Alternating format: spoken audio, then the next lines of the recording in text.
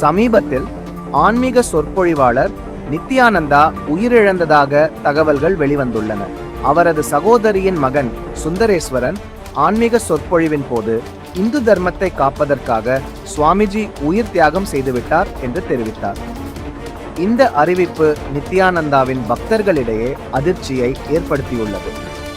நித்யானந்தா பாலியல் குற்றச்சாட்டுகள் மற்றும் பல்வேறு வழக்குகளில் சிக்கியதால் 2019ஆம் ஆண்டில் இந்தியாவை விட்டு வெளியேறி தென் பசிபிக் கடலில் கைலாசா என்ற தனி நாடு அமைத்தார்.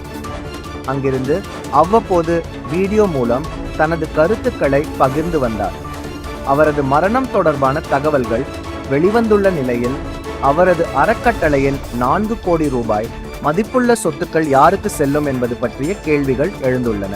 எனினும் இந்த தகவல்கள் அதிகாரப்பூர்வமாக உறுதிப்படுத்தப்படவில்லை. அதனால் நித்யானந்தாவின் நிலைமை குறித்து தெளிவான தகவல் கிடைக்கவில்லை.